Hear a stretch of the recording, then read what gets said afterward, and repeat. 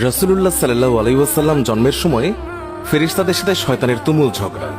যেদিন ভোরবেলায় মহানবী সাল্লাল্লাহু আলাইহি ওয়াসাল্লাম জন্ম নেন, সেই দিন বিশ্বের সবগুলো মূর্তি মাটির দিকে নত হয়ে পড়ে। ইরানের রাজার বিশাল প্রাসাদের বারান্দা কেঁপে ওঠে এবং ছাদের 14টি প্রাচীর ধসে পড়ে। বিশ্বের সব সম্রাটের সিংহাসন উল্টে পড়েছিল। বিশ্বের সব রাজা বোবা হয়ে পড়েছিলেন, অর্থাৎ তারা কথা বলতে পারছিলেন না। সেদিন গণকদের সব জ্ঞান লুপ্ত হয় এবং জাদুকরদের জাদুগুলো অকার্যকর হয়ে পড়ে। বিশ্বনবী সাল্লাল্লাহু আলাইহি ওয়াসাল্লাম জন্মের সময় শয়তান তার সন্তানদের মধ্যে আর্তনাদ করে ওঠে। ফলে সবগুলো শয়তান তার কাছে এসে বলে, কেন এত পেরেশান বা উদ্বিগ্ন হয়েছ? সে বলল, কাল রাতে কি হয়েছিল? রাতের প্রথম থেকে এই পর্যন্ত দেখেছি যে আকাশ এবং জমিনের অবস্থা বদলে গেছে। ভূপৃষ্ঠে ঘটে গেছে এক বিরাট ঘটনা। ঈসা আলাইহিসসালাম ঊর্ধ্ব আকাশে চলে যাওয়ার পর আর কখনো এত বড় ঘটনা ঘটেনি। সবাই গিয়ে খোঁজ খবর নাও যে কি ঘটেছে। শয়তানরা চারিদিকে ছড়িয়ে পড়ে এবং ফিরে এসে বলে, কই, কিছুই তো দেখলাম না। বড় শয়তান বা শয়তানের নেতা তখন বলল, এই বিষয়ে খোঁজ খবর নেওয়া আমাদের কাজ। আর তারপর সে পবিত্র মক্কার কাবাঘর সংলগ্ন অঞ্চলে আসলো। সে দেখল যে ফেরেশতারা কাবাঘরের চারিদিকে ঘিরে রেখেছেন। শয়তান সেখানে ঢুকতে চাইলে ফেরেশতারা হুঙ্কার দিলেন। ফলে সে ফিরে আসে এবং চড়ুই পাখির মতো ছোট হয়ে হেরা পর্বতের দিক থেকে সেখানে প্রবেশ করে।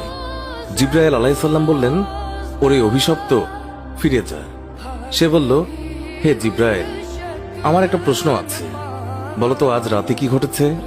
জিবরাইল আলাইহিস সালাম বললেন, সর্বশ্রেষ্ঠ নবী মুহাম্মদুর রাসূলুল্লাহ সাল্লাল্লাহু আলাইহি ওয়াসাল্লাম আজ রাতে জন্ম নিয়েছেন।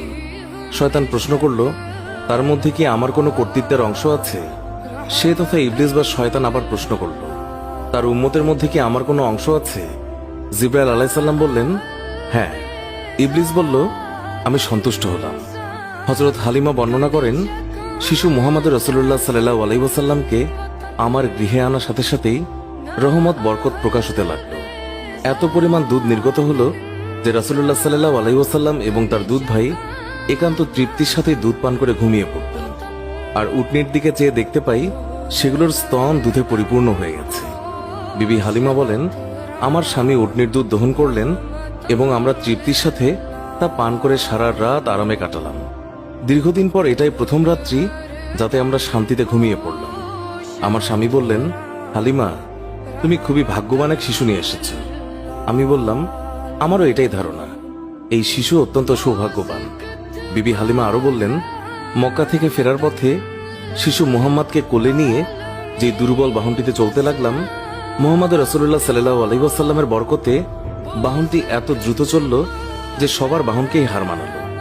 আমার সাথী মহিলারা আশ্চর্য হয়ে বলতে লাগলো, এটা কি সেই দুর্বল সওয়ারি যার উপর আরোহণ করে তোমরা প্রথম এসেছিলে? তারপর বাড়ি এসে দেখলাম সমস্ত বকরিগুলো দুধে পূর্ণ হয়ে গেছে, অথচ কিছুক্ষণ পূর্বে সেগুলো দুধ শূন্য ছিল। আমার গোত্রের লোকেরা তাদের রাখালদেরকে নির্দেশ দেয় যে তোমরাও তোমাদের পশু ওই জায়গায় চড়াও যেখানে হালিমার বকরি চড়ে। কিন্তু তা তো চারণ ক্ষেত্রের বিশেষত্ব ছিল না, বরং গায়েবী মদদ এবং বরকতের মধ্যে তা নিহিত ছিল। তা ওই সমস্ত লোক কোথায় পাবে? এইভাবে আমরা প্রায় তার বরকতের ঘটনাবলী প্রত্যক্ষ করতাম। হযরত হালিমা বর্ণনা করেছেন, তিনি কখনো শিশু মুহাম্মদকে উলঙ্গ অবস্থায় রাখতেন না। সেই রূপ করলেই তিনি চিৎকার করে কাঁদতেন। যতক্ষণ পর্যন্ত তার শরীরের উপর চাদর টেনে না দেয়া হতো ততক্ষণ তিনি ক্রন্দন থামাতেন না। হালিমা বলেন, যেদিন থেকে আমি জানতে পারলাম শিশু মুহাম্মদ সাল্লাল্লাহু আলাইহি ওয়াসাল্লাম উলঙ্গ থাকতে পছন্দ করেন না, সেই দিন থেকে আর কখনো তাকে উলঙ্গ রাখিনি। তার দেহ আবৃত করে রাখার জন্য সর্বদাই সজাগ থাকতাম। হযরত আব্বাস বিন আব্দুল মুত্তালিব রাদিয়াল্লাহু তাআলা আনহু বর্ণনা করেছেন, তিনি রাসূলুল্লাহ সাল্লাল্লাহু আলাইহি ওয়াসাল্লামকে বলেছেন, আপনার নবুয়তের একটি মাত্র নিদর্শন ছিল আমার ইসলাম গ্রহণের কারণ। তা হলো তিনি দেখলেন রাসূলুল্লাহ সাল্লাল্লাহু আলাইহি ওয়াসাল্লাম শৈশব অবস্থায় আঙ্গুলি সংকেতে চাঁদকে ইশারা করেছেন।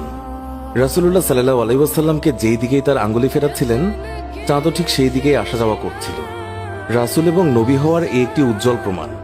শিশু মুহাম্মদ হালিমার গৃহে থাকা অবস্থায় কখনো তার উভয় স্তন থেকে দুধ পান করেননি। সবসময় তিনি একটি স্তন থেকে দুধ পান করতেন, অপরটি তার দুধ ভাইয়ের জন্য রেখে দিতেন। ন্যায়বোধের এমন চরম দৃষ্টান্ত পৃথিবীতে খুবই বিরল। সত্যি এটা একজন মহামানবের পক্ষেই সম্ভব। শিশু রাসূলুল্লাহ সাল্লাল্লাহু আলাইহি ওয়াসাল্লামের দ্রুত বর্ধনশীল দৈহিক অবস্থাও একটি লক্ষণীয় বিষয়। 2 মাস বয়সের সময় তিনি অন্যান্য শিশুদের সাথে হামাগুড়ি দিয়ে ফিরতে লাগলেন। 3 মাসের সময় দেয়াল ধরে হাঁটতে লাগলেন। যখন তার বয়স মাত্র 5 মাস, তখন বিনা অবলম্বনে হাঁটতে শিখলেন। 7 মাস বয়সের সময় তিনি ফিরতে লাগলেন এবং মাত্র 8 মাস বয়সের সময় তিনি কথা বলতে সক্ষম হন। তার এই গুণগুলো নিশ্চয়ই তার মুজিজার মধ্যে অন্তর্ভুক্ত এবং তিনি উম্মতে মুহাম্মাদের শাফায়াতের কাণ্ডারী।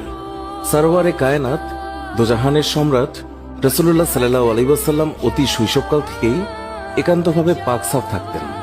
সাধারণত শিশুরা নিজের প্রস্রাব পায়খানা নিজের অঙ্গে প্রত্যঙ্গে বা জামা কাপড়ে মাখে, এমনকি তা মুখে দিয়ে থাকে।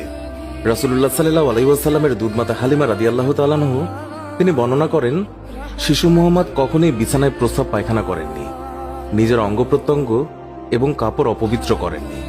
তাকে বিছানা থেকে উঠিয়ে 2 পায়ের ওপর দাঁড় করানো ব্যতীত কখনো পায়খানা প্রস্রাব করতেন না। সাথে সাথে তাকে পরিষ্কার করে দিতাম। তিনি যে আল্লাহ তাআলার সৃষ্ট মানুষ, তাতে আমার কোনোই সন্দেহ ছিল না।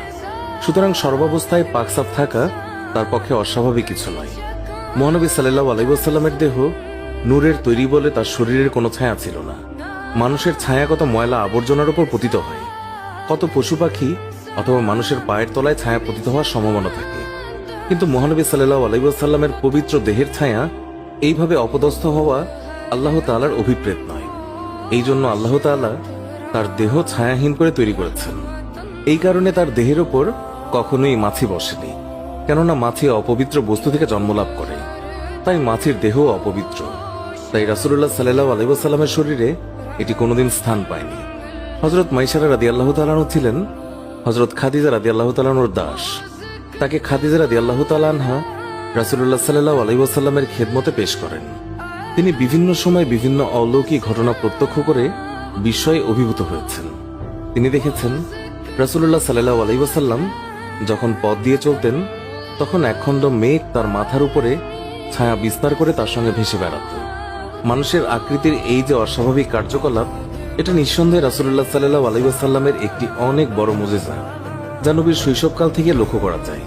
পূর্বে বর্ণিত প্রত্যেকটি বিষয়ই রাসূলুল্লাহ সাল্লাল্লাহু আলাইহি ওয়াসাল্লামের শৈশবকালীন মুজিজা, তবে এগুলো স্থায়ী নয়। বিশ্বনবীর জীবনের শ্রেষ্ঠ মুজিজা হচ্ছে পবিত্র আল কোরআন, যা কিয়ামত পর্যন্ত স্থায়ী থাকবে। তাছাড়া আমরা তার জীবনে আলোচনা করলে দেখতে পাই, মহানবী সাল্লাল্লাহু আলাইহি ওয়াসাল্লামের পুরো সংগ্রামী জীবনটাই এক অলৌকিকতায় পরিপূর্ণ, যা তার নবুয়তের জন্য যথেষ্ট প্রমাণ বহন করে। সুপ্রিয় দর্শক, এই ছিল আমাদের আজকের ভিডিও।